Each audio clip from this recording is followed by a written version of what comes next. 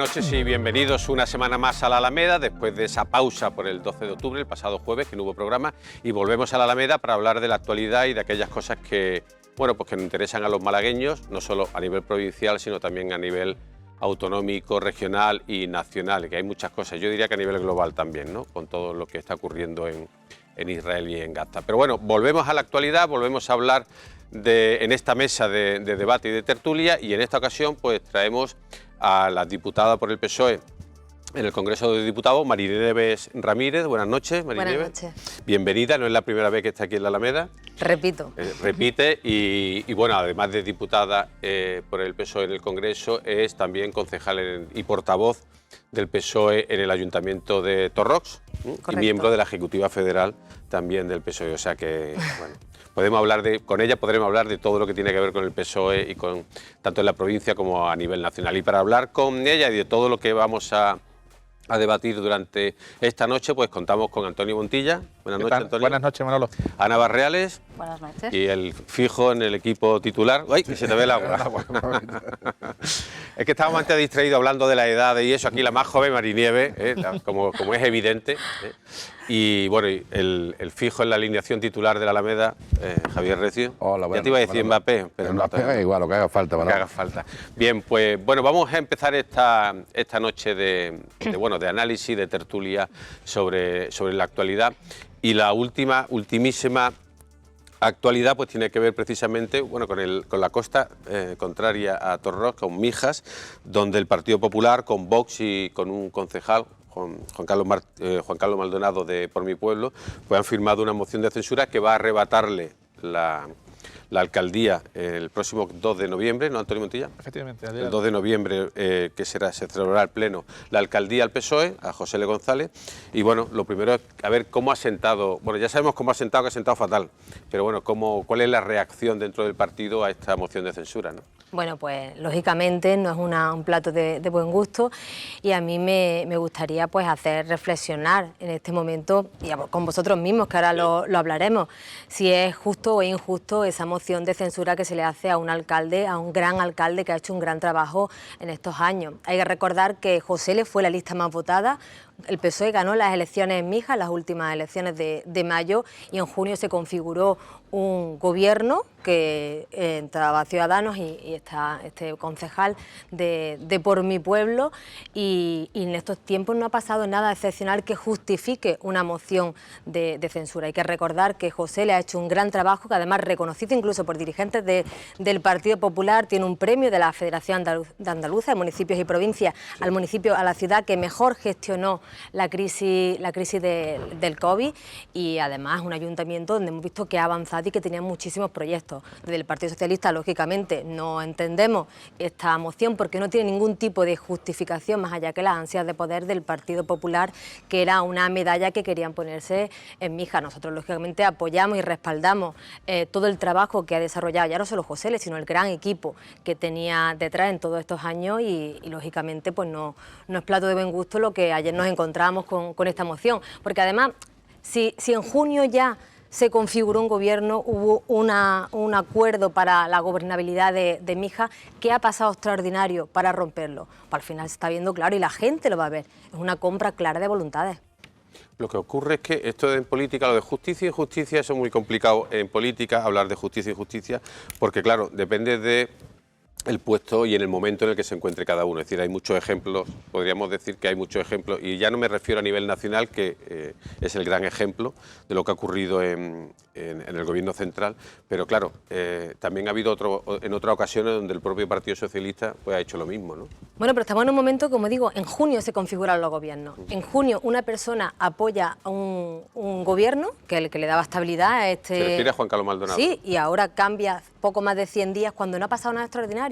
Hay que recordar, el Partido Popular está hablando de mala gestión económica. El Ayuntamiento de Mijas tiene más de 120 millones de euros de ahorro. Es decir, tiene proyectos... Cuando dicen compra de voluntades, ¿a qué se refieren exactamente? Hombre, digo por concretar, ¿no? Yo me estoy refiriendo, yo creo que es claro, no solo lo que yo pienso, yo creo que lo piensa la inmensa mayoría de los ciudadanos. ¿Cómo puedes cambiar en poco más de 100 días de parecer, de apoyar a un alcalde socialista porque ha hecho una buena gestión y va a seguir haciéndola, a poco más de 100 días cambiar de opinión. Ahí, lógicamente, nosotros nos hace pensar que hay una compra de voluntad clara. Ya, pero cuando el secretario general... El Partido Popular tenía esa espinita con mi hija y ha trabajado durante estos días para trabajarla. Nosotros del Partido Socialista tenemos claro que vamos a poner mucho énfasis en saber todos los acuerdos que ha habido. A eso me refiero, ahí. cuando el secretario general de Málaga, el secretario provincial, ¿no?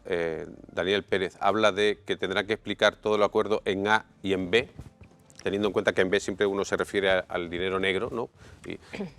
¿Qué quiere decir el secretario general en ese sentido? Bueno, pues muy claro, lo que quiere decir es que vamos a estar muy vigilantes de todo ese tipo de acuerdos. ¿Pero tienen alguna sospecha o algo de lo que ha podido sospecha, pasar? Al final se habla mucho. Nosotros lo que tenemos claro es que vamos a hacer una buena labor de fiscalización y vamos a estar pendientes de todo y cada uno de los asuntos, porque no nos parece de recibo, es que, como digo, en poco más de 100 días una persona cambie de opinión sin que haya pasado nada excepcional ni nada extraordinario que justifique una moción de censura, porque es que el ayuntamiento de mi hija iba bien. Y además, entre propios dirigentes así del Partido Popular, cuando habla fuera de cámaras te lo reconocen. José le había hecho un buen trabajo y ha hecho un buen trabajo. Nosotros estamos muy orgullosos, vamos a seguir apoyándolo porque, lógicamente, bueno, la moción tiene que votarse todavía, todavía no... A ver si ahora van a ser ustedes los que van a comprar voluntades, ¿no? Tiene que votarse No todavía, puede ocurrir. pero lo que sí está claro que ya lo ha dicho él, que en 2027 se volverá a presentar y estoy segura de que los mijeños le van a dar la confianza como ya se la dieron en mayo. Yo estoy de acuerdo con Marinieves en el sentido de que en 100 días no ha podido pasar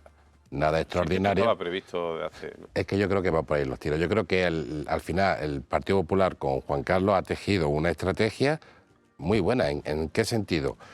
Se han quitado de en medio al candidato Ángel Nozal. Ángel Nozal. Que tenía animadversión personal mutua entre Juan Carlos Maldonado y Ángel Nozal, ¿no? Y que en el PP tampoco era muy querido, porque todos sabemos que a nivel privado pues no era un hombre muy especialmente valorado en las propias filas del PP.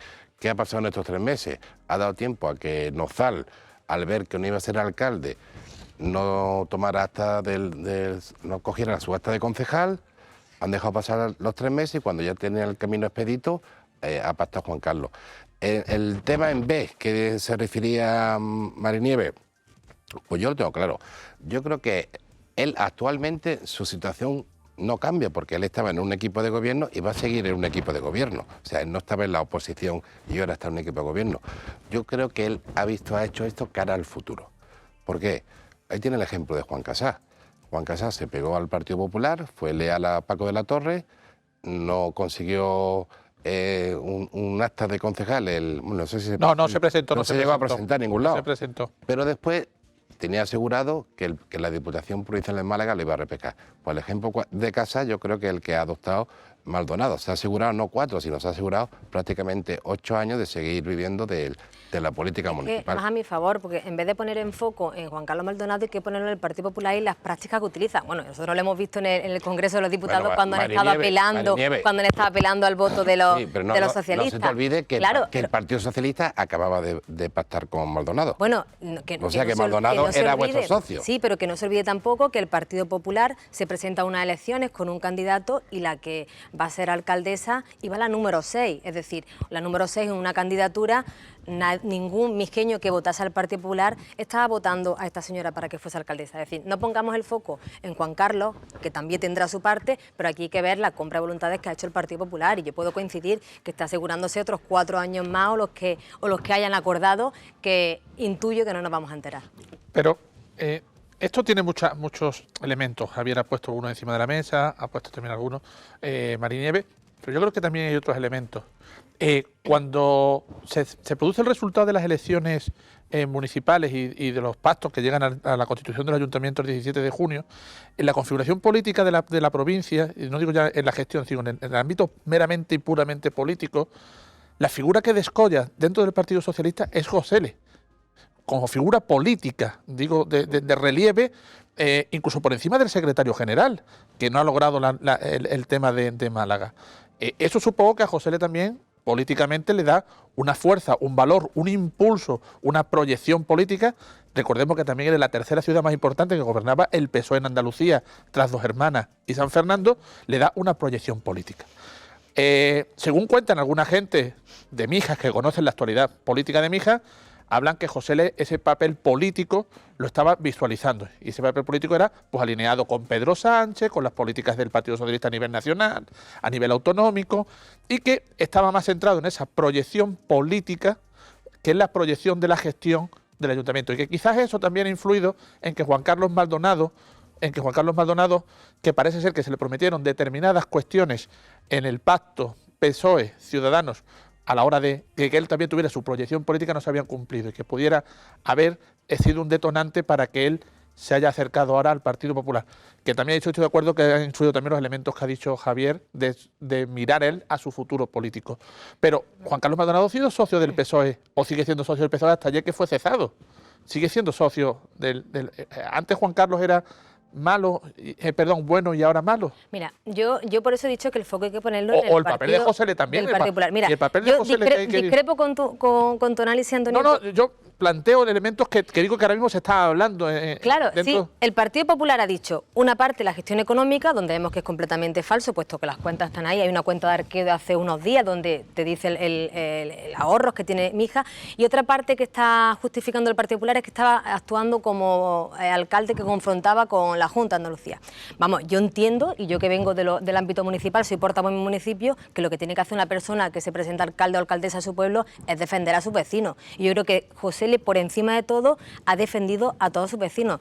Hace una semana, pues que salía del lado de las AMPA, pues defendiendo que no han empezado las extraescolares en la provincia de Málaga, que los niños y niñas están hacinados en los colegios en Mijas, pero que no es el político de referencia de Pedro Sánchez. Yo ahí es que discrepo, porque además que José Le es una persona con muchísima personalidad, y hay que recordar cómo fue el propio José Le el que se opuso a la medida que Pedro Sánchez y Montero querían. Claro, él ha sido muy claro. Sí, pero los escenarios políticos han cambiado. Pero él ha dicho siempre los intereses de los mijeños por encima de todo. Y yo creo que José Le eso hasta el último momento lo ha defendido. Con los antecedentes de Juan Carlos Maldonado, ¿no sospechaban que podía pasar esto? ¿Y en qué momento tuvieron conocimiento de la moción de censura? ¿Intentaron frenarla de alguna manera?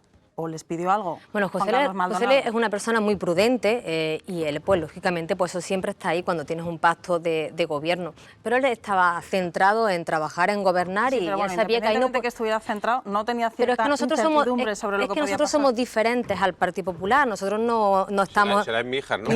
Nosotros somos diferentes, no estamos comprando ese tipo de voluntad. Cuidado, yo creo que nuestro... Cuidado, Marinieve, porque nos está haciendo que empecemos a hablar de Madrid. Porque al final José Le estaba volcado en gobernar y gestionar, y claro, que al final... No sospechaba nada. Bueno, pues siempre al final, cuando tú tienes un pacto de gobierno, pues al final siempre tienes un poco la mosca detrás de la oreja. Yo creo que eso siempre... Pero ¿no cree que la jugada del PP ha sido redonda en el sentido, yo lo ha comentado antes Javier Recio, de que yo creo que incluso al PP le vino bien no ganar, porque era la forma de que saliera Ángel Nozal. No goberna, porque ganar sí ganó. Bueno, me refiero... ganó el PSOE. El más votado fue el PSOE. Sí, tiene razón. O sea, le vino bien porque... ha fallado hoy. Claro. No, porque estaba acordándome otra cosa. Pero le vino bien el no ser la lista más votada, el no ganar las elecciones, porque así podían sacar a Ángel Nozal, que era...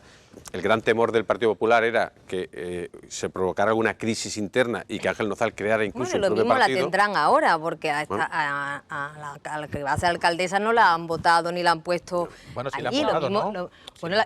Iba de candidata número 6, no iba alcaldesa. Pero eso es legítimo, ¿no? Bueno, claro que es legítimo, por eso digo que lo mismo puede haber alguna... Yo creo que todo el mundo sabía que Ana Mata, como quiere que le llamen ahora, no Ana Carmen Mata, sino Ana Mata, iba en la lista porque era la persona del partido para suceder a Ángel Nozal. Eso lo sabían todo el mundo, ¿no? Si no todos los mijeños, no lo sé. Pero insisto, pero era una... no iba la número 2, por ejemplo. Pero es que eso legalmente... Eso es. Bueno, legalmente no, pero éticamente... Marinieves, sí. Tú sabes que los partidos políticos también tienen sus equilibrios internos, y los municipios, ¿sabes? Y en ese municipio el PP tenía una situación complicada. Recordemos que a Ángel Nozal se le abre un expediente en 2019 y a los 8 concejales que entonces tenía el PP, porque no votan el acuerdo que había a nivel regional entre el PP y Ciudadanos para repartirse la alcaldía de Mijas 2 años, y finalmente Ciudadanos le da los votos al Partido Socialista y por eso gobierna José Le, y había una situación complicada. Ahí el PP ha tenido también una situación de equilibrio interno, y por eso Ana Carmen, que es la figura, que es la dirección, está allí, que recordemos que viene de Fuengirola, donde ha hecho su carrera política en Fuengirola.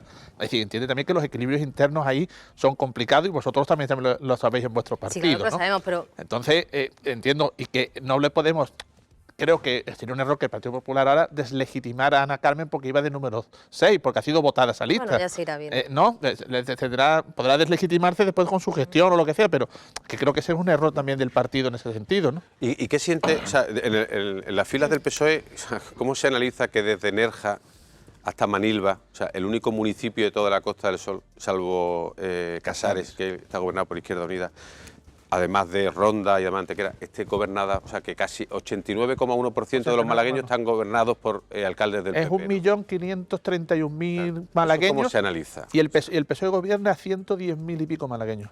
Eso como se... No, o sea, nosotros me imagino hemos- que internamente habréis Claro, hecho una nosotros hemos autocrítica, hecho ¿no? muchísima autocrítica, muchísimos análisis y yo creo que además hasta públicamente los resultados de las elecciones municipales no fueron los deseados para el Partido Socialista y nosotros pues tenemos una tarea muy importante por delante. Yo creo que los resultados de las municipales se conjugaron distintos aspectos, como por ejemplo intentar introducir una campaña metiendo el tema nacional en lo municipal. Hemos tenido una campaña muy agresiva con muchas mentiras, con muchos bulos que hemos tenido que ir ¿Cómo poco cuál? a poco. Bueno, por ejemplo, aquí en el Ayuntamiento de Málaga el alcalde dijo que no iba a subir el agua y ha subido el agua. Voy a poner el ejemplo de mi municipio, que yo creo que ahí ponemos el detector de mentiras y revienta a mentiras. Tenemos un alcalde que el día 25 hacía un vídeo dirigiéndose a la población diciendo que no iba a dar la licencia, que iba a paralizar la subestación eléctrica, cuando el día de antes tenía una carta registrada por Endesa que empezaba la obra el día después de las elecciones. Por ejemplo, ese resultado electoral yo estoy segura que mi municipio hubiese cambiado. Hubiese cambiado. Y así en muchos Hombre, entonces, así en ya que- muchos ciudades. me lo puedo- Pero también quiero decir me que la pone nosotros... usted- me la pone usted votando, pero ¿no? déjame El que detector de termine. mentiras con el presidente del gobierno habrá reventado, ¿no? Bueno, estamos hablando ahora de... Ahora hablaremos. Ahora Pero yo hablaremos quería- del yo quería- gobierno. Ahora hablaremos del gobierno. Pero yo quiero terminar esto porque, claro, nosotros al final hemos hecho autocrítica y hemos hecho análisis, Sí. por supuesto. Tenemos un trabajo que ya hemos empezado ¿Cuál a es hacer. la razón, o sea, por qué creen que han perdido apoyos en estos últimos años en tantos sitios? ¿O la única razón... Bueno, que han les sido, viene a- han sido ¿Y qué muchas. estrategia tienen para intentar Bueno, la recuperarlos o estrategia qué que piensan cambiar? la estrategia- Primero lo de... ¿por La- qué? Bueno, la estrategia que tenemos es la de trabajar y trabajar en todos los municipios y Pero ciudades. ya lo hacían antes, ¿no? Trabajar y Bueno, trabajar, digo yo. pues ahora tendremos que ver las zonas donde hemos perdido más ¿Por poder. qué? O sea, cuando analizan eso, ¿a qué lo achacan? Bueno, son muchísimos factores, ya lo he dicho, muchos factores. En aquel momento también nos entró en juego la que había la No me refiero a crispación. estas últimas elecciones. Esto ha sido un periodo de más años y de más elecciones cuando han ido perdiendo pues, alcaldías muy importantes que Sí, antes hemos tenían. ido perdiendo y claro, pues por eso estamos, pues en volver a recuperarla, en Sobre trabajar para recuperarla. Y yo creo que el ejemplo es de cómo hemos ido perdiendo, pero al final en las últimas elecciones nacionales, que donde todas las encuestas nos daban que íbamos a sacar los peores resultados, al final hemos mejorado. Yo creo que en el momento en el que el Partido Socialista se ha vuelto a activar, hemos vuelto a lanzar, a reconducir el mensaje al electorado progresista, yo creo que hemos calado. Yo creo que en estos años que dices que hemos ido perdiendo, yo creo que hemos perdido también el discurso, el mensaje, quizá hemos apuntado en la dirección que nos debíamos, pero yo creo que estamos encauzando bien y muestra de ello, yo lo pongo el ejemplo de las últimas Pero nacionales. habla de las nacionales que tienen un componente siempre muy distinto. Tienen un componente totalmente distinto. pero al final Pero yo todo- creo que el PSOE, esto es visto desde fuera, el PSOE ha perdido en las elecciones locales, pero no olvidemos que también perdió en las andaluzas. El Partido Socialista era un partido de referencia en Andalucía, era un partido que vertebraba, que estaba vertebrado en cuanto a la implantación y a la referencia en los territorios. Y eso lo ha perdido el PSOE. Yo creo que esa clave el PSOE todavía de Andalucía no lo ha asimilado y por ende el PSOE de Málaga no ha terminado, digo más allá de los componentes Sí, nacionales. Yo no sé si ustedes han hecho reflexión y van a tomar medidas porque han perdido liderazgo en los municipios, ya no solamente ya en los grandes municipios o en los medianos, sino en los pequeños incluso municipios. Ha dejado de ser un partido referente que era la base que tenía anteriormente. Mira, yo creo que aquí Es que ha pasado de gobernar. El Partido Socialista gobernó en la provincia de Málaga en un momento determinado, gobernó 67 de 100 municipios. Sí, somos Hoy gobierna conscientes. a 36 y la mayoría de ellos son pequeños municipios. Somos conscientes de la pérdida de poder que hemos tenido en estas últimas elecciones, creo que somos conscientes y por eso también creo que en la provincia de Málaga lo estamos escenificando con ese cambio de generacional que estamos haciendo. Quizá el Partido Popular lo hizo anteriormente, nosotros estamos haciéndolo también ahora y yo creo que esto nos va a permitir reestructurarnos todos los municipios, todas las ciudades y de cara a las próximas elecciones pues intentar volver a recuperar ese peso que hemos perdido en la provincia, por Me supuesto. gustaría, digo ya por pasar, ya Sí, que porque se nos va a agotar el tiempo. aprovechar que ella es diputada nacional Y yo le voy a hacer una pregunta muy clara. ¿Usted está a favor de la amnistía? Yo estoy a favor de que haya un gobierno y que haya, Pero, por y que haya favor. un gobierno cuanto antes. Ya, pero es que la pregunta es muy concreta. ¿Usted está a favor, sí o no, de la amnistía? Pues mira, es muy simple la pregunta. Pero tú has hecho la pregunta, yo Sí, puedo contestar, ¿no? claro. La pregunta simple, respuestas complejas, ¿no? No, yo lo que sí creo que es importante es decir que yo estoy a favor de que el país siga avanzando, siga progresando. Y además estoy a favor de que no haya ruptura y que haya convivencia y unidad. A mí me hace la pregunta de la amnistía. Yo creo que la amnistía ahora mismo estamos en las plenas negociaciones. Ahora no hay amnistía ninguna. Pero si es que, ahora no hay amnistía ninguna. Usted me está haciendo una crónica. Yo lo que le pido es su opinión personal. Es Bueno, muy mi simple. opinión personal. Usted antes hablaba de la personalidad de Bueno, José L. vale, González. pues venga, que sí, voy a José L. contestar. Decía lo que Voy a contestar. pensaba. Sea usted igual, si lo desea. Yo creo que la amnistía es una herramienta que está dentro del ordenamiento jurídico, que hay muchos países, la Unión Europea, que lo están incorporando a su Bueno, eso es ordenamiento discutible. jurídico. Eso lo verá al final Constitucional. Lo verá o no lo verá. Y yo lo que estoy a favor es de cualquier mecanismo que haga que nuestro país no se rompa, no haya ruptura y que haya convivencia y unidad. O sea, usted está a favor. Sí.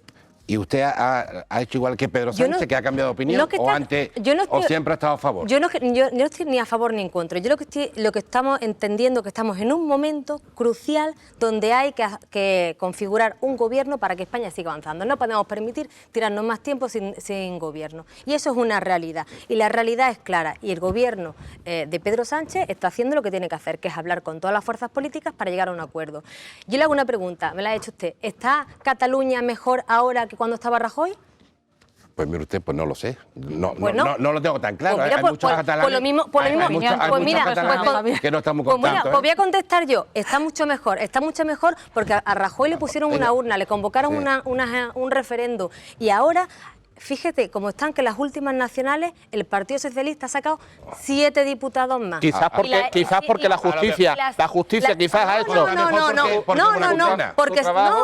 Y salió en la encuesta que el 10% estaba a favor en contra del 10%, perdón, estaba a favor, solo el 10% a favor del referéndum de unilateralidad. Es que esto es una realidad. La Es que realidad es- se han dado pasos para la convivencia y para la unidad en el país y eso es evidente. Por y eso es terminar por esto completamente último, evidente. esos pasos, la justicia también habrá tenido que ver, porque un señor salió huyendo porque no quiso dar cuenta y está Bueno, él pues dice la que justicia- exiliado y lo que está es huido de la justicia porque no quiere comparecer y hubo nueve condenados que fueron indultados después, que eso ya es otro debate, pero que fueron indultados, pero la justicia es su trabajo. Los independentistas en Cataluña han visto que cuando se comete una ilegalidad, pues se actúa sobre eso. ¿La y ahora, situación está mejor en Cataluña, que- sí o no? Pero que no solamente pero porque el porque PSOE, había una condena ha habido también un también, elemento ¿no? judicial. Pero volviendo a lo que le ha preguntado Javier, usted dice que hace falta seguir un gobierno progresista cuando lo antes posible. Sí. ¿A cualquier precio? ¿A cualquier precio del que haya Mira, de que dar una amnistía es que estamos- y de que haya que dar un trato preferencial a un determinado territorio y a unos determinados políticos respecto al resto del país? No es a cualquier, ¿Es a cualquier yo no- precio? no considero Incluso que al sea precio cualquier de hacerse una precio. foto con una organización que ha estado vinculada a una organización terrorista como es Bildu. Pero vamos a ver, ¿A ese precio Antonio, vamos a ver. El presidente... Yo pregunto. Yo voy a contestar. El presidente en este momento está haciendo lo que tiene que hacer, que es hablar con las fuerzas políticas que están en el Congreso, nos gusten más o nos gusten menos, están allí, están en el ¿Y Congreso. por qué no han hablado con Vox? Porque ya ha dicho claramente que no va a hablar con vos porque es la ultraderecha, es los herederos de Pero Franco están y no en el- tenemos nada que pero hablar están con en el ellos. Parlamento. Bueno, O sea que pues con es los una... herederos de pero, Franco no, bueno, pero con los herederos de ETA sí. pero para los herederos de Franco ya tenemos al PP que se sienta con ellos. El Partido pero es que Socialista usted- va a hablar ya con que habla todos. usted de Y en heredero, uno es heredero de Franco, según usted, y otro es heredero de ETA. Bueno, pues lo que está haciendo el presidente es lo que tiene que hacer, que es hablar con las fuerzas políticas que están democráticamente en el Congreso y el presidente podrá elegir si se sienta o no con Boy. Ha dicho que no se va a sentar con gente que son machistas, que son racistas y que están haciendo lo que están haciendo las comunidades autónomas donde gobierna. Lo tiene claro. ¿Qué se sienta? Pues con todo el mundo para intentar hacer un gobierno. Hemos perdido demasiado Una tiempo, pregunta. ¿Usted cree demasiado ¿usted cree que tiempo. todos los que han votado, por ejemplo, en Málaga, a Vox, ¿no? son racistas y son fascistas? Yo sí considero que vos es un No, partido... digo los que han votado. Yo no voy a hablar del electorado porque cada persona elige su papeleta No, digo y por aclarar un yo poco soy eso. demócrata y entiendo que cada persona vota a quien quiere. Pero Vox representa machismo, racismo, y lo estamos viendo diariamente. Y estamos viendo en los gobiernos en los que están las políticas que están llevando a cabo. Yo creo que eso, Yo creo que eso antes es de continuar con esto, me vaya a permitir ya evidente. ¿Usted está a favor del indulto, por ejemplo, a los condenados por el caso ERE en Andalucía? Es decir, a los exconsejeros que hay en prisión ahora mismo, de que se le indulte. Mira, yo no soy abogada, yo no sé si alguno de los que están sentados en esta Sí, mesa aquí son tenemos juristas. uno a la izquierda, a mi izquierda. Yo Y no la- creo... Bueno, abogado, licenciado en Derecho. No, abogado, estoy con la- abogado. Bueno, aquí lo que se ha hecho por parte de unas personas en su legítimo derecho es pedir un indulto. No, pues yo digo si El estaría a gobierno- favor de que indultaran. Bueno, ¿no? déjame que haga el análisis. El gobierno al final tiene que tramitarlo porque así corresponde y por cierto, un gobierno en funciones no puede indultar a nadie. Yo digo porque como se habla mucho y hay mucho bulo.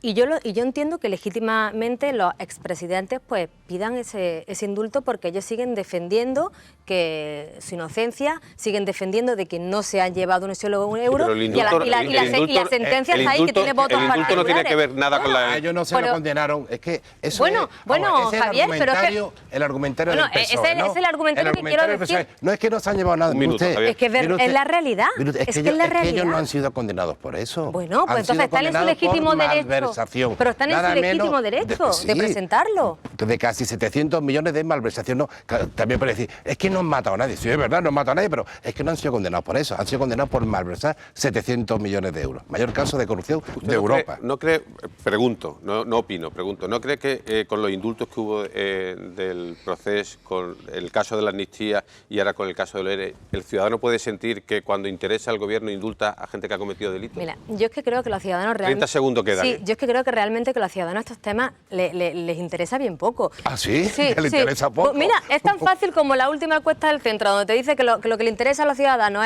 es trabajar y la sanidad O sea, que a pública. usted le da igual. No, Nos no, quedamos- no, a los ciudadanos no, les da no, igual. no que nos dé A ver, igual, no que nos dé igual, pero que hay otros la temas gente que no están sea más en igual debate. ante la ley. No, Ahora la gente ¿cómo le que da no igual. igual Van a ante la mandar- ley? la ¿Quién? gente le da ¿Quién? igual. No, ¿cómo que no? Es que, No hay perdón, nos van a mandar a... Es que hay que hacer una pausa para la publicidad. Apoyamos para... Se nos ha ido el tiempo volando. Despedimos su presencia aquí. Muchísimas gracias. Se nos ha quedado esto cortísimo. Cortísimo. Y le invitamos a la próxima semana o a la siguiente para que vuelva y sigamos hablando. Y hacemos una pausa para la publicidad aquí atropelladamente y volvemos en unos segundos.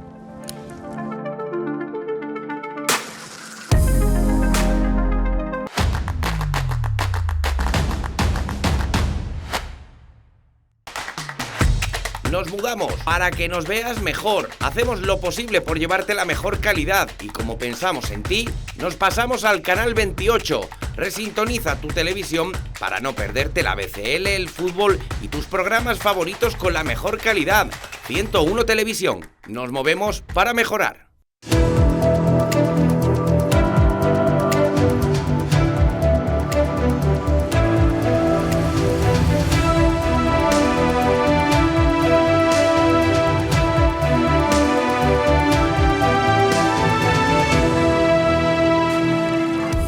Pues casi sin aliento, recuperamos este paseo por la actualidad. Digo sin aliento porque es que hemos terminado, ¿no, Javier? Ahí que no ha faltado tiempo para Sí, yo terminar creo que la nos ha faltado- conversación. Sí, cuando se estaba poniendo la cosa más caldeada con el debate nacional, con Marinieves Ramírez, pues al final teníamos que cortar, pero vamos, ha sido muy interesante. Bueno, pues ya hemos quedado con la diputada por el PSOE en el Congreso de los Diputados, Marinieves Ramírez, en que vuelva aquí para seguir la conversación no solo con Javier Recio, sino con todos nosotros y todos ustedes, sobre todo. Bueno, pues como la actualidad es así, pues lo mismo estamos hablando de los indultos, de la amnistía de Cataluña, de Mija, que hablamos de Semana Santa. Y con quién mejor hablar de Semana Santa en estos tiempos que con el nuevo presidente de la agrupación de cofradía, José Carlos Garín. Buenas noches. Muy buenas noches. Primero, felicidades, enhorabuena por ese nombramiento, por esa jura el pasado 6 de octubre. Pues muchas gracias. Que bueno, es presidente, pero no es ajeno en esa lide, porque es vicepresidente durante muchos años Sí, hace de la 8 propia años, agrupación. cuando Pablo Atencia salió presidente, me pidió que fuera vicepresidente primero y ahí he estado hasta última hora. Así que una especie de relevo, ¿no? Y bueno, ahora vamos a hablar con él porque aunque haya cierta continuidad, pero evidentemente, incluso ya por lo que le hemos escuchado y leído, pues también tiene sus ideas, sus propuestas, de las cuales vamos a hablar hoy. Y para ello, insisto, con Antonio Montilla, que aparte de la Montipedia, ¿no, Javier? Es especialista en Semana Santa, bueno, especialista en Semana Santa, en toros, un montón de cosas, en historia también. Por eso es la Montipedia, porque es de todo, abarca todo. De ciencia no me preguntes. Ahí ya... Pero es un gran conocedor de la Semana Santa de Málaga y también con Ana Barreales y con Javier Recio. Y bueno, lo primero, aunque vamos a hablar también de la actualidad, con eso del nombre ya del pregonero que se sabe y del autor del cartel, pero antes de entrar en esa materia, bueno, lo primero es saber qué va a aportar o qué quiere aportar el nuevo presidente de la agrupación de cofradías. Por lo pronto, lo habéis dicho, continuidad, porque una institución como la agrupación de cofradías, como cualquier institución que se precie, uno de sus valores es precisamente la continuidad, la coherencia, el mantenimiento de una línea. No puede estar una institución seria dando bandazos simplemente porque cambie de presidente, y además el papel del presidente de la agrupación de cofradías, a diferencia de lo que es un hermano mayor de una cofradía, que sí tiene una capacidad de cambiar rumbos, el presidente en principio está llamado a ejecutar aquello que la Junta de Gobierno de la agrupación, que son los hermanos mayores, y es donde reside la capacidad decisoria de la agrupación, pues pretenda y él actuar como vehiculizador, representante, gestor de todas aquellas intenciones y decisiones que toma la Junta de Gobierno. Estamos viendo en las imágenes el momento de la jura como presidente de la agrupación de cofradía. ¿Qué sintió personalmente en ese instante? Pues mira, me emociono, sobre todo porque recuerdo también la jura de cargo de Pablo, y fue un momento especialmente con Pablo muy, muy emotivo. Yo sé que, bueno, los dos, realmente yo a Pablo lo conocía porque sus hijos venían a mi consulta y ahí teníamos unas cuantas tertulias mientras la pobre Silvia esperaba aburrida, que el niño lo veía muy rápido, pero después nos quedábamos un buen rato charlando, y para mí fue una sorpresa enorme cuando Pablo confió en mí para trabajar a su lado. Y para mí ha sido emocionante llegar al cargo este, porque siempre he admirado muchísimo la institución, siempre la he respetado, pero también el hecho de recibir este mandato como continuación o de las manos de Pablo, para mí también ha sido algo que me ha llenado de emoción. Bueno, José Carlos, conoces muy bien la caza porque has sido delegado de tu hermandad de la salud, donde fuiste hermano mayor durante muchos años en la agrupación, y el asunto que viene capitalizando en los últimos años la Semana Santa de Málaga gira en torno al recorrido oficial. Ya se fue su estreno, vino la pandemia, después se va, pero todavía hay cofradías que no encuentran acomodo. Este elemento ha estado en las elecciones, que finalmente no hubo dos candidaturas, pero el elemento del recorrido sigue estando muy presente en las cofradías que no encuentran acomodo. Hay incluso una amenaza de una cofradía de la Aspiración que dijo en su momento que si no se le daba una solución, que igual se planteaba no salir. ¿Este asunto cómo está en estos momentos? ¿Va a haber algún tipo de cambio? ¿Se va a abordar algún asunto? Y si se le va a meter mano a un asunto que yo creo que es capital con el antiguo recorrido y con este, que es el tema de las cofradías que están más cercanas al recorrido oficial, que fueran las últimas, las que están más alejadas del recorrido oficial, que fueran las primeras que pudieran entrar. No sé si le va a meter mano a ese asunto, que creo que también es un elemento fundamental. Porque me ha preguntado muchas cosas a la vez. Entonces, casi los 4 años de 5, ¿no? En la primera parte, vamos, lo primero, yo ahora mismo el único mensaje que puedo transmitir es que se va a presentar el cartel dentro de 3 meses y tenemos una Semana Santa ya ahí, así que la Semana Santa de este año, evidentemente el recorrido que hay sobre la mesa, y si yo sería una persona con poca cabeza, si no trabajara con ese recorrido, que obviamente el que tenemos aprobado. Que hay cofradías que efectivamente se sienten perjudicadas, es cierto, que objetivamente lo son también, que a veces la búsqueda de soluciones choca con la realidad, también es cierto, pero que el trabajo es básicamente dentro del seno de la agrupación de cofradías, es decir, que las cofradías tienen que reunirse, como lo hacen cada día, y decidir entre ellas cuál es el orden lógico pero un presidente no tiene la capacidad de mover a una cofradía de sitio, ni de cambiarla de día, ni decir, pues usted ahora en vez de pasar en 45 minutos lo tiene que hacer en 35. No está eso dentro de las posibilidades que puede tener un presidente. Puede actuar como intermediario, puede actuar como coadyuvante, pero nunca tiene en los estatutos esa capacidad ni esa posibilidad. Pero usted a nivel particular, ¿sería partidario de cambiar de orden alguna cofradía? Sí, evidentemente sí, hay algunas, y de hecho se hacen todos los años, Si miráis, bueno, tú lo sabes ejemplo, también. La Aspiración, ¿usted sería partidario o la Paloma, de cambiar el orden de salida? No ya como presidente, que usted acaba de decir que usted no tiene capacidad para... Que la solución de algunos problemas que tienen, casi todos los días, pero principalmente miércoles y jueves, pasaría en buena parte por cambiar las posiciones de algunas cofradías, seguramente. seguramente, pero son las cofradías las que tienen que llegar a esa toma de Usted decisión. sí lo vería bien, que se cambiara. Yo, cualquier decisión que tomen las cofradías la vería perfectamente bien, claro, pero son ellos realmente los que conocen bien su itinerario, su recorrido, su horario, el personal que llevan, cuánto pesan sus tronos, cómo anda su procesión. Entonces, en ese aspecto hay que ser muy respetuoso, pero que sí, que parte de los problemas puede ser que tengan que ver con a lo mejor un cambio de orden en algunas cofradías. poniendo cara de extrañeza, ¿no? No. A partir de 2025, entiendo. No. A ver, una vez que empieza, o sea, mes de septiembre, una vez que pasa la Vitoria, empieza el curso cofrade, por decirlo de alguna manera. Y ya empiezan las reuniones del itinerario. De hecho, ya ha habido la del, creo que ha habido domingo y lunes. Eso está ahora mismo abierto, es decir, los horarios itinerarios del año 24 no están ni decididos ni firmados. Como decía antes, que los itinerarios que trabaja sobre lo que hay ahora mismo... ¿Perdón? Que digo que en el recorrido sería a partir de 2025, si hubiese alguna modificación de algo que... Sí, evidentemente. Es decir, ahora mismo nosotros estamos ya pues, hablando con la policía local, con los montadores, cerrando los contratos. Es decir, es que ahora mismo plantearte un órdago de ese calibre, eso es imposible. ¿Va a haber algún cambio? Porque el año pasado hubo alguna modificación en cuanto al volumen de algunas tribunas, en cuanto hubo algún cierto retoque, ¿no? El año pasado hubo que cambiar, porque nos pidió desde el área de movilidad del Ayuntamiento que durante el montaje de las tribunas de la Plaza de la Marina se ocupaba un carril bus. Entonces nos pidió que ese carril quedara expedito y eso obligó a una cosa que era un cambio mayor, que era recortar por detrás las tribunas, que tenían unos contrapesos que eran unos grandes bidones de agua de un volumen, yo no recuerdo el volumen que era, que permitían que todo lo que era el techo de las tribunas de la Plaza de la Marina pues no volcaran hacia adelante. Eso, por una parte, modificó la tribuna, permitió que se cumpliera la petición que nos hacían desde el Ayuntamiento y al mismo tiempo dio una solución creo que bastante mejor y más estética a las tribunas de la Plaza de la Marina. Fue, bueno, una causa que al final llevó a una solución que yo creo que estéticamente mejoró. Yo creo que con todo el ruido que se armó con el cambio de recorrido, ¿no? A mí siempre me ha gustado insistir que uno de los motivos del cambio de recorrido es que era inevitable, ¿no? Sí. Es decir, que si se querían mantener el volumen o el número de sillas para abonado y se quería cumplir con la ley en cuanto a seguridad, ¿no? Pues era imprescindible cambiar el recorrido, o sea que no fue una cosa claro, de es que capricho, cuando ¿no? muchas veces la gente es que me gusta o no me gusta, si la única variable que hubiera estado sobre la mesa es me gusta o no me gusta, no nos hubiéramos metido en semejante reto. Es decir, aquí ya arrastramos, yo entré en la agrupación como hermano mayor en el año 2013 y ya Eduardo Pastor, en aquel momento era presidente, ya trajo precisamente el recorrido que hoy tenemos en uso.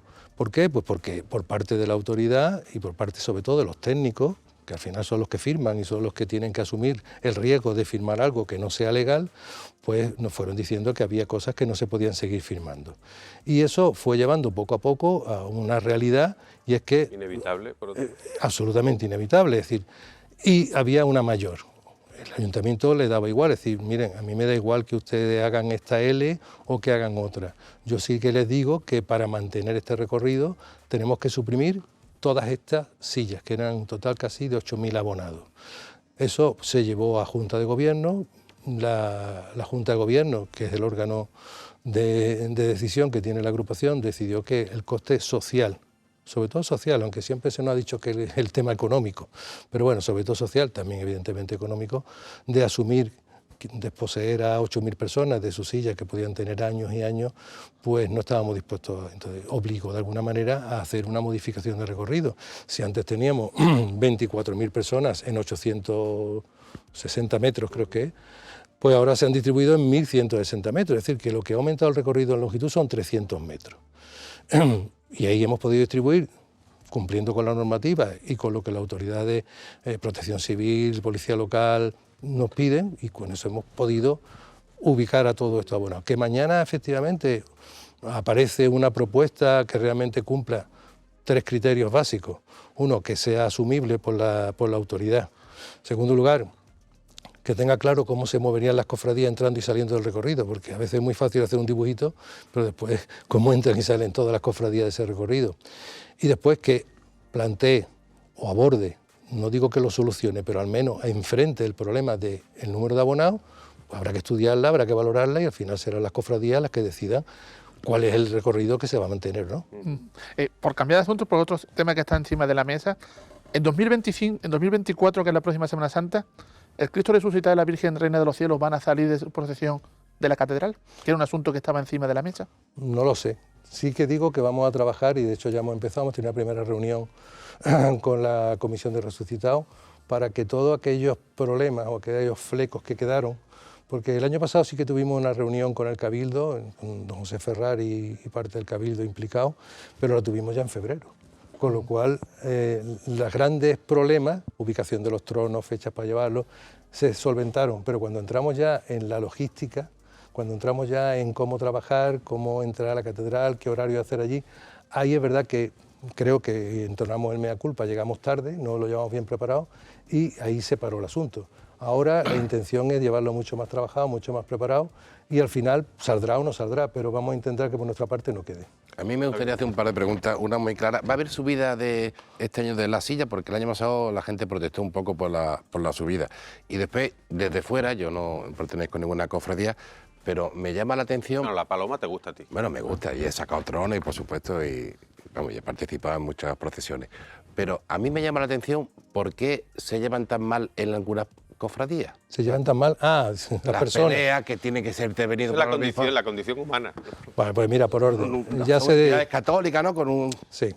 Mira, ya se aprobó que no se subían el precio de la silla, se aprobó en la última Junta de Gobierno de Pablo, que fue la previa precisamente a la Junta de Elecciones.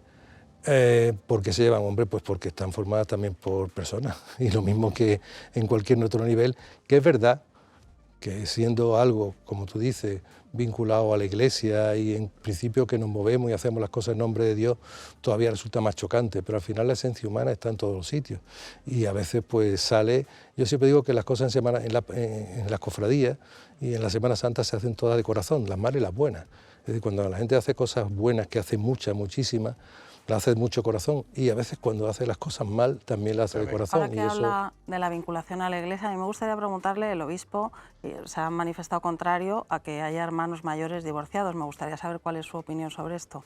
Bueno, yo entiendo que cuando tú eres representante de una entidad de la Iglesia, como es ser hermano mayor de una cofradía, entiendo que sí debes cumplir con las leyes de la Iglesia. ¿Solo los hermanos mayores, quedándose ahí? Bueno, no sé hasta dónde llega el obispo porque tampoco existe nada escrito que yo haya leído. ¿Entiendes? No sé, lo que me parece curioso es que solo le parezca que tengan que cumplir eso los hermanos mayores y el resto yo he leído igual, ¿no? Bueno, no lo sé, quiero decir, no he leído pronunciamiento del obispo o del obispado en relación con otros cargos. No, yo tampoco, por eso. Por eso he leído en relación con el hermano mayor. No sé hasta dónde... Pero yo sí creo que siendo representante como eres de una entidad que pertenece a la Iglesia, debes cumplir con las normas de la Iglesia, claro. Me gustaría también, a nivel general, ¿no? Últimamente, en los últimos años, no sé si usted me lo puede corroborar o no, se ve que cada vez hay más problemas para llenar tronos, ¿no? Y se ven demasiadas canas en los tronos. ¿Hay un problema con conectar con la gente joven, con las cofradías? Mira, los problemas con los tronos es verdad que siempre hay, suelen ser casi siempre las mismas, 2 o 3 cofradías que pueden tener problemas para llenar tronos, que al final siempre los llenan, porque después los tronos en la calle, hay personas que no quieren dejar el varal. De hecho, casi todas las cofradías han tenido que introducir en su normativa de procesión unas edades por abajo están claras, menores de 18 años no, y por encima están en los 55 años. Muchas cofradías lo tienen así recogido. ¿Tú todavía puedes sacar tronos? No, yo ya no, yo tengo 55. No, verás. Lo tienen. Me a tiempo, di paso a la juventud. Una cosa que esté en la normativa y otra que llega a cumplirse, porque claro. Después no es tan sencillo. Pero eso no va en contra, que no tapona un poco para que la gente... Sí, lleva razón. El problema es que a veces, pues como hemos dicho, aquí las cosas se hacen todas de corazón y algunos se agarran al varal de corazón y no hay quien los quite de ahí. Pero no creo que haya ningún problema de juventud, como tú dices. Vamos, yo siempre digo lo mismo, es decir, demográficamente miramos los años 80, había menos cofradías, había menos tronos, no todos los tronos eran de 6 varales, o sea, casi todos eran de 6 varales, ahora son de 8. Las bandas de música que antes prácticamente no existían están integradas por gente joven y casi toda cofrade.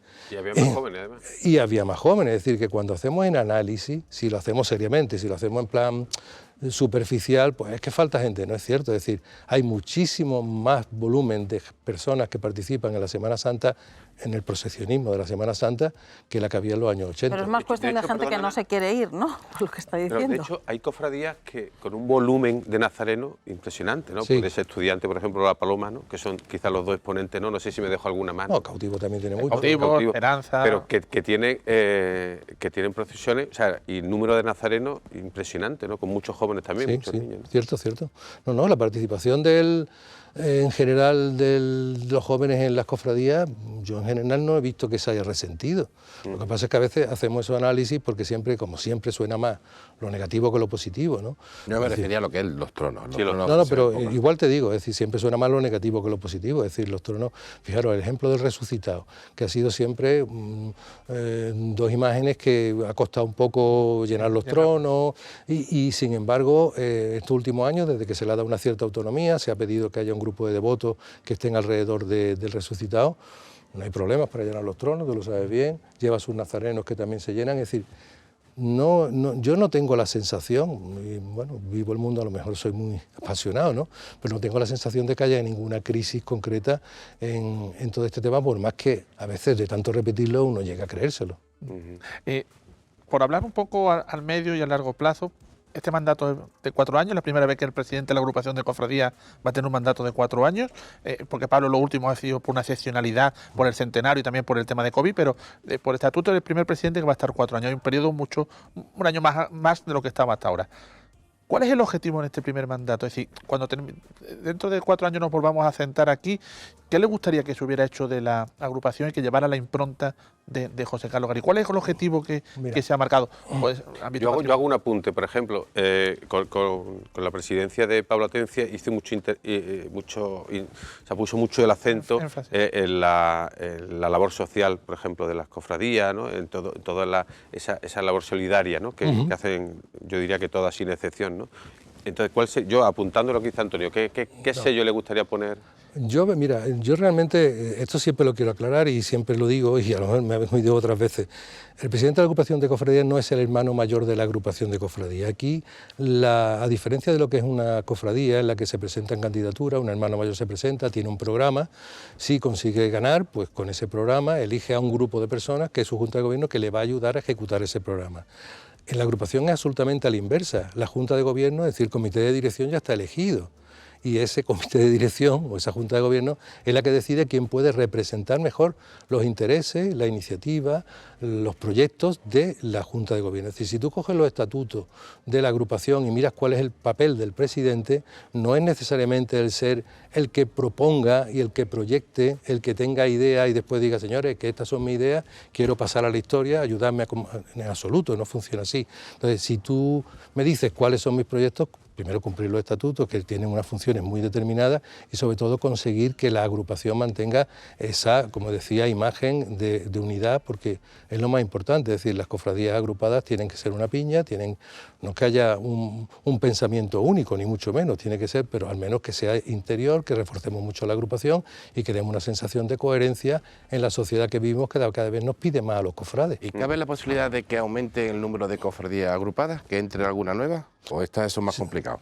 No, existen en los estatutos, están recogidos perfectamente cuáles son las normas que ha de cumplir una cofradía que quiera acceder a la agrupación de cofradías. Eso está en los últimos estatutos, además se revisaron, se profundizaron y quedaron muy claramente definidos.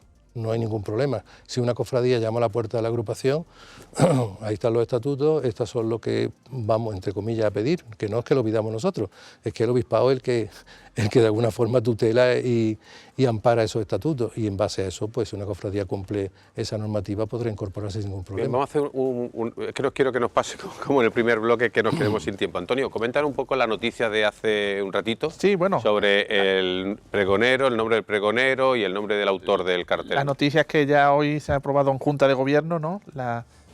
Su primer pregonero y su primer pintor oficial del cartel, ¿no? Augusto Pansar va a ser el pregonero y Ángel Sarmiento el pintor, ¿no?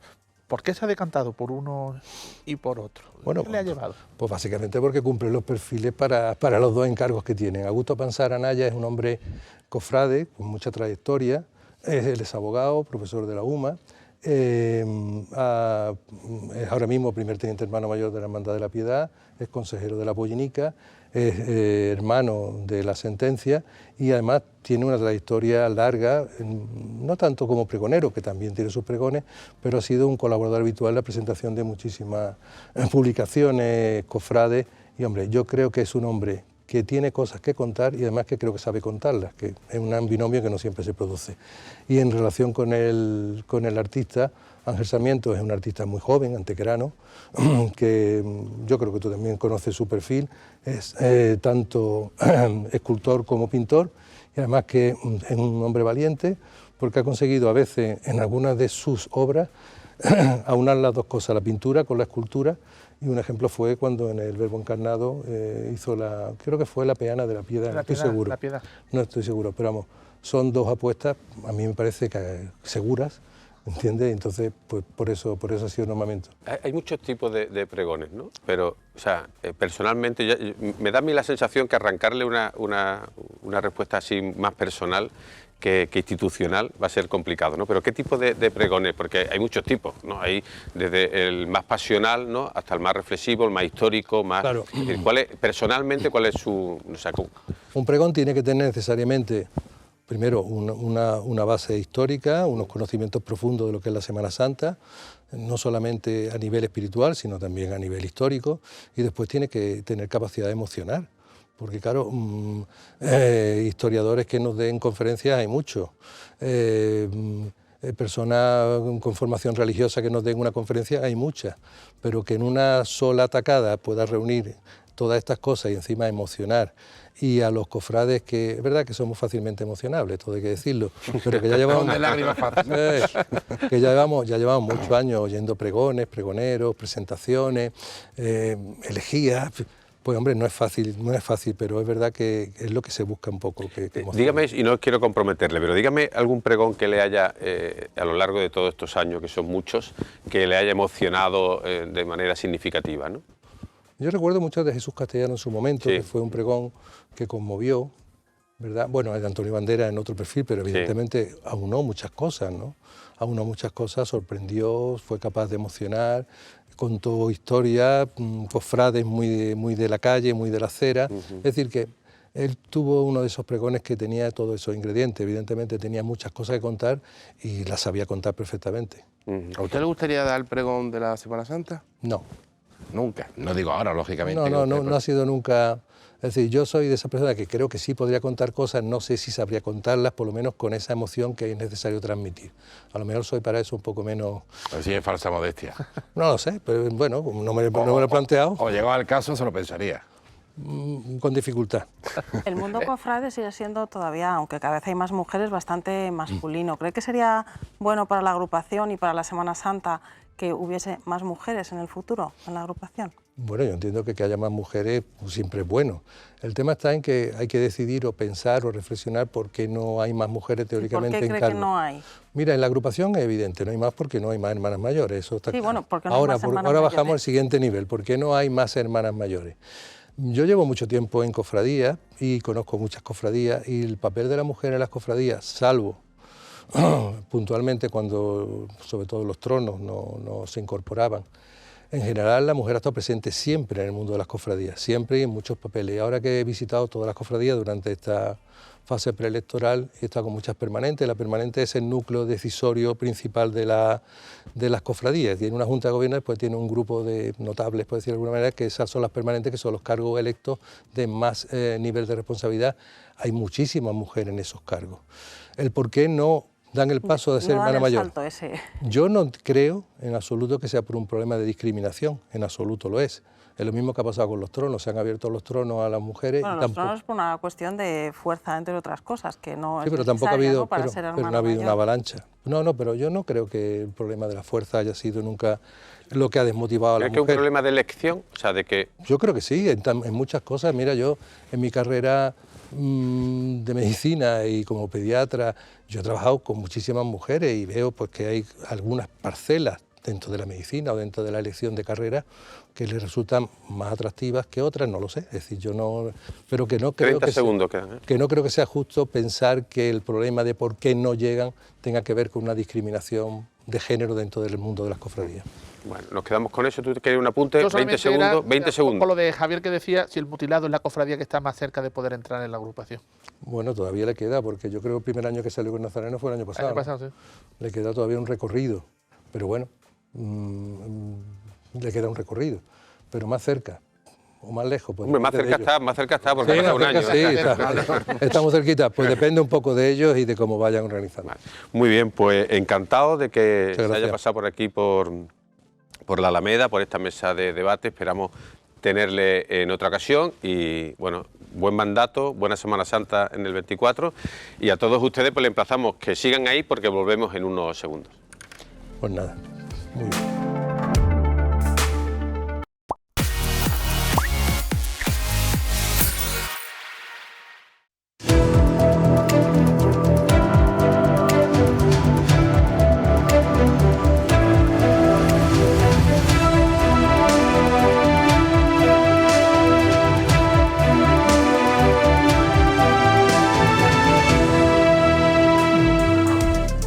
Pues seguimos en este paseo por la actualidad después de haber hablado con la diputada en el Congreso por el PSOE, Marinieves Ramírez, y con el nuevo presidente de la agrupación de cofradías, que se nos ha hecho todo como muy rápido, ¿no? Sí, Yo no sé qué está pasando esta noche. Se nos pasa el tiempo volando. Pues bueno, pues vamos a ver si también se nos pasa el tiempo volando, no es por meter presión a nuestro nuevo invitado, que nosotros que el presidente del Colegio de Economistas, Manuel Méndez. Buenas noches, bienvenido. Muy buenas noches, muchísimas gracias por vuestra invitación. Que además en la última temporada vino, yo creo que fue uno de los últimos programas. Junio, finales de Sí, junio. exactamente. Y aquí está de nuevo, a ver si nos aclara un poquito. Bueno, es difícil aclararlo. Porque con la las cosas que se han revuelto mucho. sí, con la que tenemos, bueno, no por tomarlo ni mucho menos a broma, pero con la que hay montada, ¿no?, en todo el mundo. Vamos a ver, desde el punto de vista de un economista como usted, que recibe mucha información, o sea, ¿Cómo valoramos todo esto que está ocurriendo? Claro, ¿cómo se valora todo esto? poco- Y sobre todo desde el impacto, o sea, no ya de un punto de vista personal, sino desde el impacto que puede tener, ¿no?, en la economía ya mundial, ¿no? A ver, lo primero voy a decir Málaga, porque estamos aquí. En Málaga lo que podemos temer desde ya es una ralentización del turismo, independientemente de que esto vaya más o no, o mucho más. ¿Por qué? Estamos hablando del conflicto de Israel. Claro, de sí, la guerra de efectivamente. Israel. Lo último, porque es verdad que aquí hay que enumerar los conflictos, Claro. parece, ¿no? Pero bueno, tenemos los atentados y lo que se puede organizar. Y independientemente de que esto escale mucho más o no, que entonces se torcerían las cosas, creo que siempre que hay un conflicto la gente viaja menos, por prudencia. Eso siempre está ahí. En Málaga eso podemos tener un poquito, no tampoco voy a decir excesivo.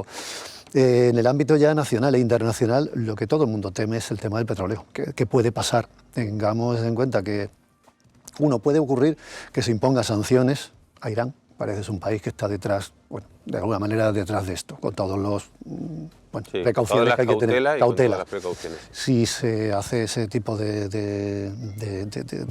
suspensión de compras, pues es evidente que los demás países árabes sería muy raro que les dé por aumentar la producción para equilibrar. Y claro, si faltaba demanda, si no hay oferta de crudo, pues está clarísimo que los precios subirán. Hay otro elemento que Los también... precios subirán ya estando muy altos, ¿no? Bueno, rozando claro, los es 2 decir, euros de nuevo. desde el litro. febrero por acá, yo creo que el barril de Brent ha ido, sí, sosegada, pero escaladamente. Creo que estamos en $94 y hay quien dice que sí llegará a 100. Bueno, a ver, la verdad es que la tendencia que ella tenía, pues sí hacía que dentro de un año, es decir, bueno, para febrero o marzo del año que viene hubiéramos podido llegar a eso. Pero esto puede subir drásticamente pues por el desabastecimiento que da el mercado. Otro tema que también he leído y he estado mirando con analistas, el tema de que Irán controla el estrecho de Hormuz. Y el estrecho de Hormuz pasa el 20% del crudo mundial y el 26% de gases licuados. Entonces, cualquier estrangulamiento en la cadena, pues es evidente que nos va. El precio del crudo va a determinar pues, los derivados, gasolina, gasoil, queroseno y todo esto. En un momento en que, bueno, estábamos combatiendo bastante bien la inflación, estábamos por lo menos manteniéndola ya a raya, y esto puede hacer que todas las predicciones que haya sobre inflación pues bueno, se vengan abajo. Bueno, pues no hay que olvidar que a todo el impacto que tuvo y que tiene la guerra de Ucrania, ¿no?, sobre todo en materia energética sobre todo, pues se viene a sumar ahora, ¿no? Se viene a sumar. Tengamos en cuenta que es que, claro, los productos hay que transportarlos, enfriarlos, calentarlos y todo eso se pone combustible, para frío, para calor. Y eso es... Me gustaría, si la economía no puede ser un aliciente para que no haya esa escalada? Pues puede ser, porque, a ver, hay muchos intereses. Es evidente que ningún país le interesa ahora mismo desatar. También es verdad que tampoco, con todas las cautelas, lo mismo, no vamos a estar, porque hay quien está hablando que si vamos a volver a lo que pasó en el 73, la crisis del petróleo aquella, no por muchos motivos, porque el mundo no es el mismo, la OPEP no es la misma de entonces que la de ahora, evidentemente ha cambiado la geopolítica.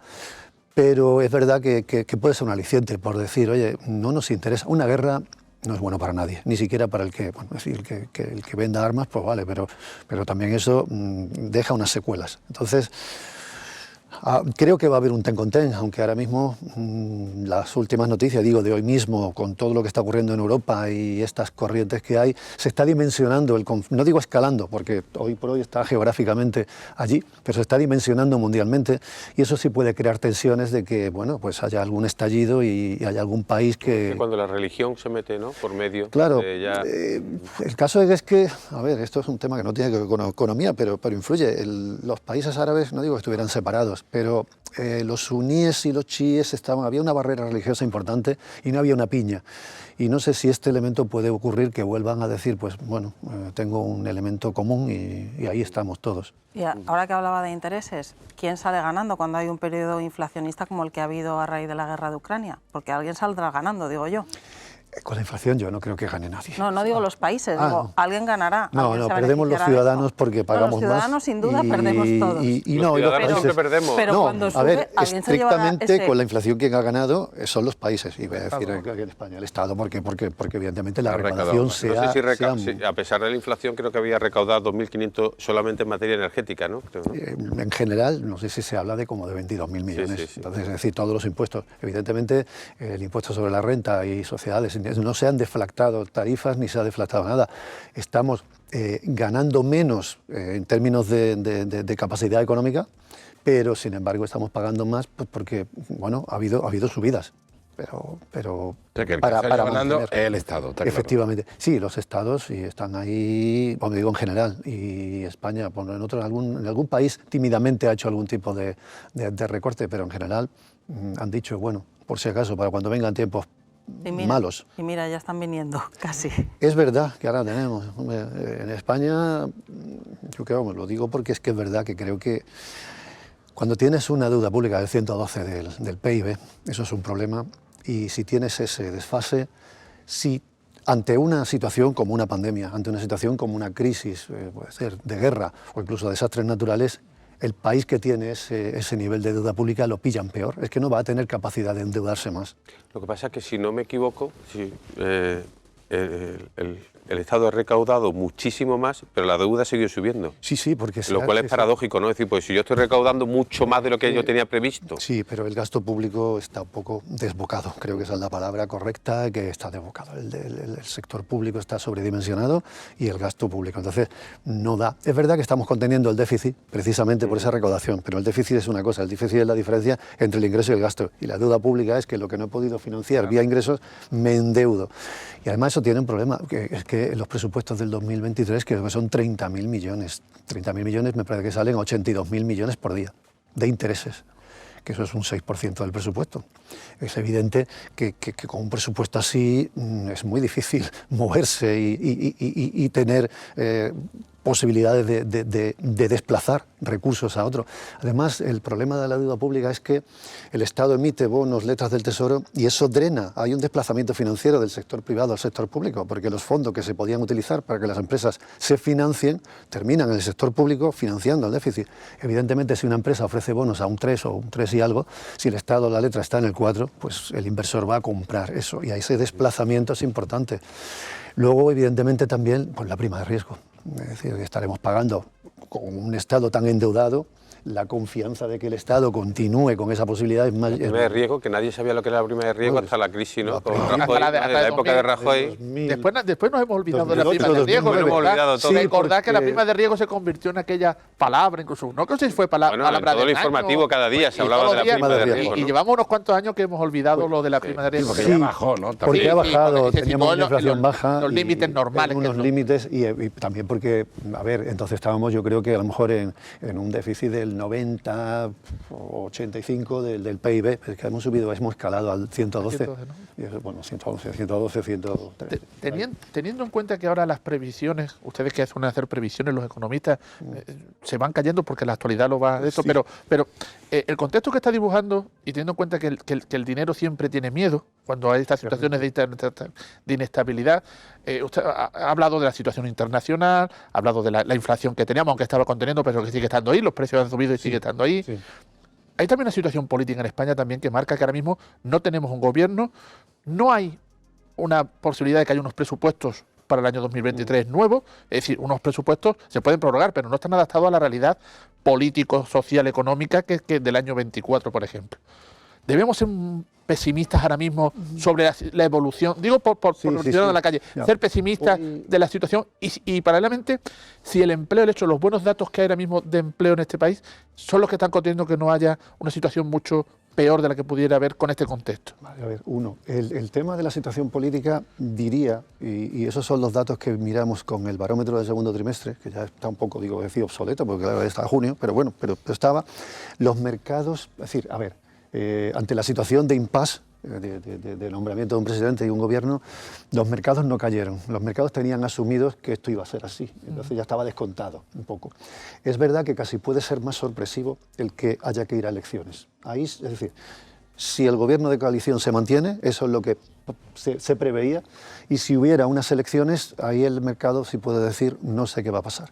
Respecto a los presupuestos, yo soy de la opinión de que el gasto, es decir, lo que puede hacer cualquier gobierno, autonómico, estatal o incluso corporación municipal, respecto a los presupuestos es mínimo, porque en los presupuestos hay una parte, un núcleo duro de gasto que está comprometido y que lo que uno puede coger es poco. Entonces, no es bueno que se prorroguen, pero voy a decir que tampoco sería un algo grave. Me pierde las inversiones, ¿no? Es decir, la inversión en nuevos proyectos... Correcto, es decir, no puedo salirme de dotar lo que ya tengo comprometido y lo que ha habido. Bueno, y en luego, Bélgica hubo un detalle, que hubo muchos meses sin gobierno y fue el país tuvo un crecimiento espectacular. O sea, cuando no hubo gobierno es cuando mejor funcionaron las cosas. Y otra cuestión que le quería preguntar a este respecto era, si no recuerdo mal, creo que a partir de 2024 la Unión Europea iba a empezar a quitar el oxígeno económico que estaba dando los países de la Unión, entre ellos España, que estaba recibiendo, se iba a retirar esa respiración asistida que estaba económica. Eso se está calibrando en todo este contexto, porque claro, no es lo mismo retirar en una situación geopolítica internacional de cierta tranquilidad que no es esto. ¿Esto cómo puede afectar a nuestro país? Pues vamos a ver, hay dos cosas. Uno, parte de la culpa de la inflación viene, porque pensamos la inflación como es el aumento de los precios. Pero bueno, Milton Friedman decía que esto es un tema monetario, me explico. Él decía, a ver, en un momento dado puede subir precios de un sector, de unos servicios, algo concreto, pues porque haya habido eso, la diferencia entre oferta y demanda. Pero cuando es generalizada, esto es un problema de que la masa monetaria, el dinero en circulación, para entendernos, ha habido mucho, porque los bancos centrales han inyectado mucho y también consecuencia de la pandemia. ¿Vale? Eso estamos pasando, esto no es la cuenta que nos está pasando un poco toda la inyección que ha habido que meter en el sistema. ¿Qué va a pasar? También los países se les dijo a Europa, oye, yo las reglas fiscales, las reglas de gasto las voy a poner laxas. ¿Por qué? Porque tenéis que gastar, porque tenéis que financiar lo que está ocurriendo. Pero ya se está hablando desde abril, incluso desde marzo, de que aquí va a haber la regla de déficit no más del 3% creo que es, y un 60% de deuda pública respecto al PIB. Nosotros estamos en el doble. ¿Y eso cómo puede España...? Bueno, lo primero que han dicho es que va a haber, bueno, por decirlo brutamente, años, manga ¿no? Para ancha, adaptarse. relax, ¿vale? Es decir, pero ahora, aunque nos dieran 10 años, ¿cómo reducimos eso? Es un problema que ahí está y el que venga ahora, este gobierno, el que venga después, lo va a tener que masticar, eso es así. El tema de empleo, no quería que se me olvidara, ahora mismo realmente las cifras de empleo no caen especialmente porque es el sector público que está contratando, el sector privado no está contratando. El sector privado tiene que los sueldos no están subiendo prácticamente porque lo que suben son los costes sociales. Entonces, si el empresario lo que mira es al final la factura, a mí qué me cuesta esta persona. Yo, si los costes sociales bajan, yo puedo subir en sueldo. Si la persona, evidentemente, vamos a decir, sí, me encaja. Pero como los costes sociales suben, yo no tengo posibilidades de dar más en el sueldo. Y es el sector público el que está manteniendo la tasa de interés. Eso pues significa que lo pagamos entre todos y que evidentemente tenemos gasto público. ¿Esta bola de nieve cuánto tiempo se puede mantener? ¿No? Porque si hablamos de un país como España, cuya deuda pública va creciendo... Yo recuerdo cuando nos alarmaba que se superase el 100%. Efectivamente. Y ya estamos por encima, ¿no? el empleo público sigue creciendo, con lo cual el gasto público también. Esa bola...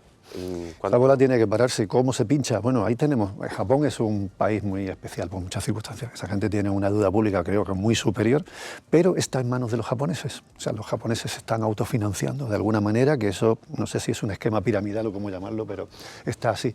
En España no tenemos eso, es decir, evidentemente los inversores, los ciudadanos y las empresas y los bancos financian al sector público porque compra los bonos y las letras, pero puntualmente no tenemos, está muy en manos de organismos de instituciones y de fondos de inversión.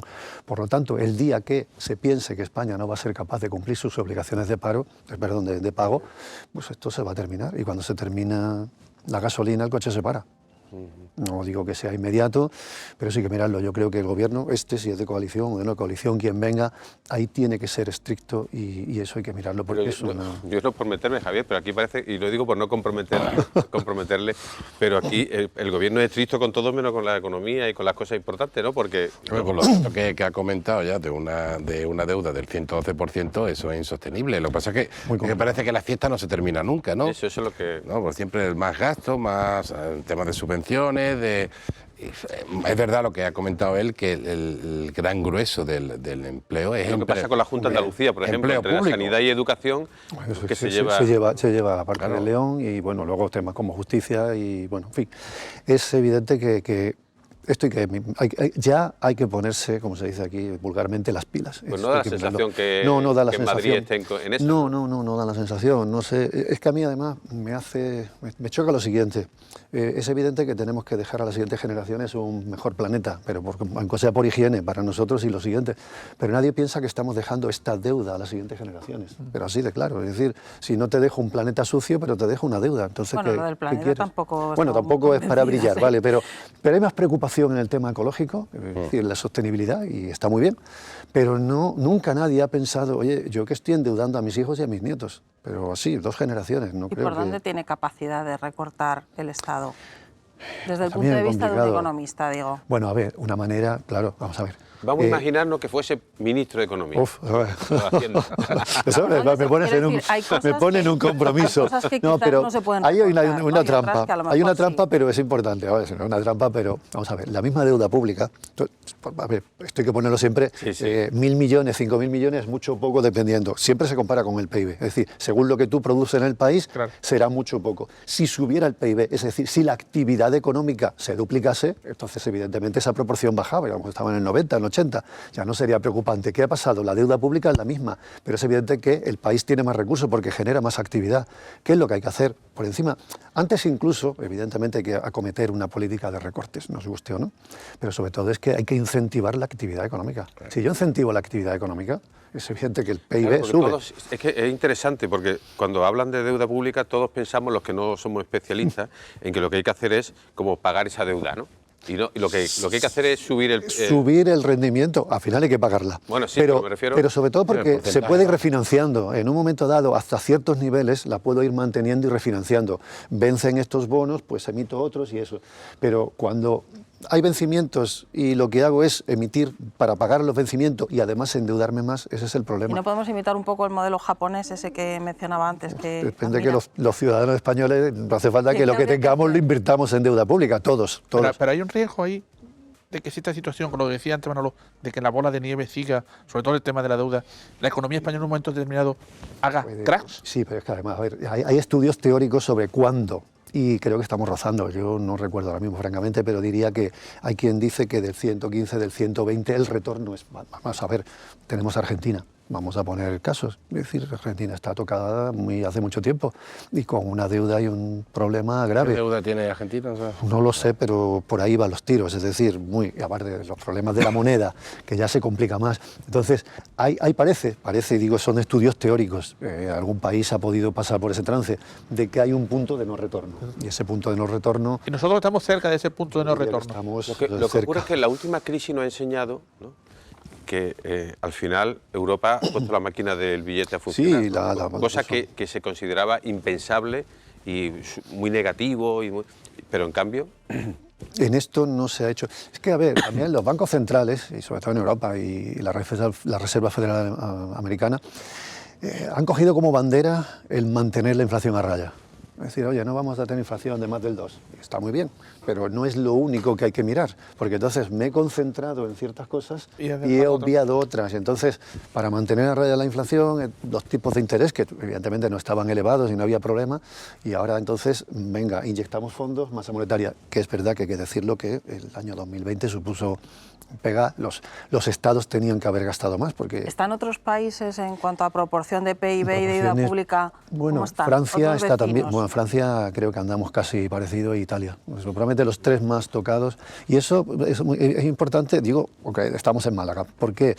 Porque, a ver, la economía en Europa, si cabe, está algo peor que aquí. Hay crecimiento mínimo. Si aquí estamos creciendo, allí no, casi no están creciendo. Si esos países, en Málaga recibimos Reino Unido, Francia, Alemania, fundamentalmente. Entonces, si esos países lo están pasando mal, sus ciudadanos puede ocurrir que recorten. Y ¿dónde recorto? En el ocio. Pues ¿dónde no voy a ir? Es decir, que Málaga, por decir, porque estamos aquí, podemos, dicho también de mala manera, pillar rasca de esa situación. Entonces, hay países donde la deuda pública está casi...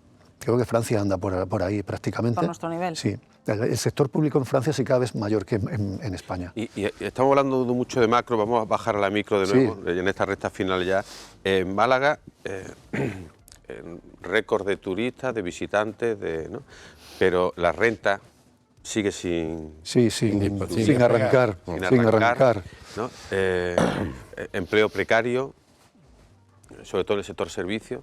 Entonces, vamos a ver, claro. ¿qué análisis podemos hacer? ¿No? Porque, claro, nos venden todos cifras récord, casi en todos los ámbitos, ciudad tecnológica, el sector agroalimentario, el sector servicios, turismo, pero en cambio la renta sigue estancada. El ciudadano de a pie dice, yo estoy igual. Sí, es una paradoja, pero a ver, hay otra paradoja, por ejemplo, que las empresas están buscando empleo, o sea, están buscando para contratar y no encuentran es decir, no encuentran la capacitación que necesitan. Parece que ahí hay un desfase. Dicho eso, de todas maneras, es verdad que en el sector servicios tradicionalmente los sueldos no han sido nada del otro mundo y nosotros estamos enfocados en turismo. Afortunadamente en Málaga llevamos años y últimamente hemos despegado más con el tema tecnológico, donde parece que los sueldos son mejores. ¿Qué hay que hacer? No podemos dejar el sector servicios, estamos ahí, estamos aquí, tenemos la temperatura que tenemos y ya tenemos una oferta cultural, gastronómica, enológica, deportes de aire libre, eso no lo podemos olvidar. Pero sí es verdad que tenemos que empezar a diversificar hacia otras áreas que creen a lo mejor un poco más valor y que nos permita que haya ciudadanos con otras rentas. Porque ahora mismo, creo que lo comentamos, de hecho, en el programa aquel de junio, el tema de la vivienda. Eso es un problema ya aquí. Claro, porque es una realidad que cuanto más empleo de alta cualificación y retribución venga, también se produce una especie de expulsión, ¿no? Claro. Sube el precio de la vivienda. Sube el precio de la vivienda. Es verdad que ojalá que no vayamos a tener una Málaga de dos velocidades. No, y no solo el pagado, bien pagado, y el que... ¿No cree que eso ya existe, esas dos velocidades? Bueno, eso yo creo que existe en casi todo el mundo. Es decir, claro, efectivamente, hay estratos, queramos o no, de retribución sociales. ¿Qué es lo que hay que intentar? Pues que sobre todo la brecha que haya, no sea muy grande, quizás, ¿no? Que la brecha no sea grande y sobre todo que haya la posibilidad del que quiera reconvertir, del que estaba trabajando en un sector pueda trabajar en otro, que haya vía formación, vía elección personal. Claro, es decir, si encasillamos, si nos vamos a 100 años atrás, el agricultor nacía y moría en la tierra. Ahora, afortunadamente, hay. Tenemos que conseguir que haya más tránsito, más tres sectores. Eso se da evidentemente con formación, porque es lo que se está pidiendo. El hecho de que haya, por ejemplo, muchos extranjeros que estén comprando viviendas en Málaga, no necesariamente que vengan aquí a trabajar, sino que compren viviendas, eso en realidad está contribuyendo un poco a esa brecha, ¿no? Y a que haya mucha gente que no pueda... Es evidente que eso está dimensionado, pero eso se solucionaría con una mayor oferta de suelo, que se puede hacer. ¿Por qué se le da tanta vuelta al problema de la vivienda si la solución es sencillísima? Es decir, más suelo urbano, que los promotores vean atractivo y el tema de unos plazos administrativos mucho menores, que ahora mismo el tema urbanístico se dilata muchísimo. Y especialmente en una época inflacionista donde los costes se disparan, si yo tengo un suelo hoy y pido una licencia y me la dan para dentro de 2 años, mis costes de hoy no son los de dentro de 2 años. Hay países que limitan, por ejemplo, el número de viviendas, o sea, si un extranjero puede comprar viviendas en ese país, ¿eso no le parece que sea no funciona nunca, porque es que, primero, al final, el que quiere hacerlo lo compra a través de testaferros, sociedades participadas. Eso no, pero además no es un problema. A ver, por ejemplo, otro problema que se culpa a la vivienda turística de esto, y yo no digo que la vivienda turística sea la culpa, sino no es el origen del problema, es la consecuencia.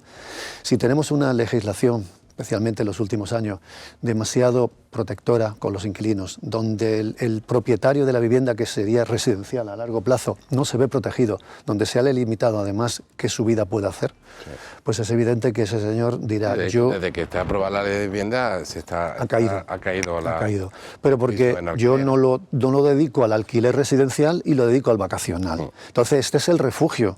Si lo limito el alquiler vacacional, no estoy quitando el problema, será peor, porque no habrá, es decir, estos inmuebles que no me permiten tener en vacacional no van a volver a residencial porque no me fío, y sin embargo seguiremos teniendo la misma penuria y la misma escasez.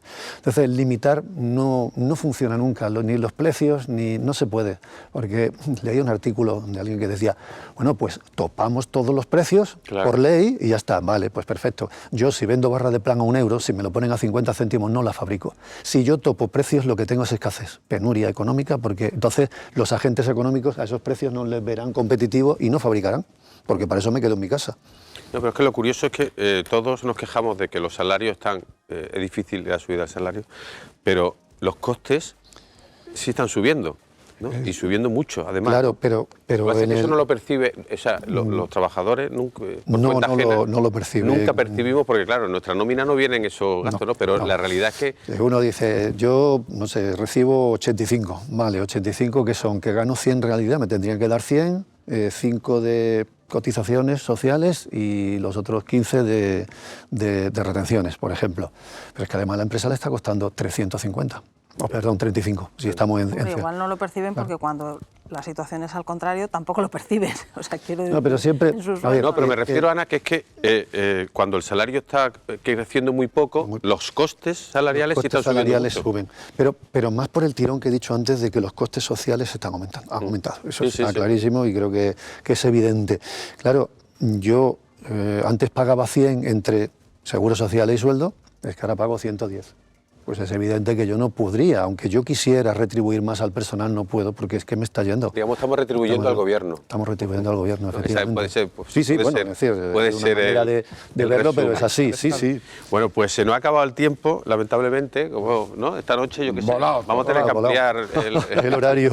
Eso es señal de que todo es interesante. Muchas gracias, porque siempre es bastante muy ilustrador. Gracias a vosotros, como siempre. Los comentarios, los análisis que hace de la economía, así que le invitaremos, abusaremos de la confianza. Sin ningún problema, estoy aquí cuando queráis. De verdad que le invitaremos de nuevo a esta mesa de debate. Gracias, Antonio. Vosotros. Oye, enhorabuena por tu primicia más de la información de mi hija, de la moción de censura. El periódico también, que es importante. Gracias, Ana, gracias, Javier, y gracias a todos ustedes, a todo el equipo de 101 que hace posible también esto, y a todo el equipo de Sur, del periódico Sur, que también. Y nada, a ustedes, pues hasta la próxima semana. Volveremos.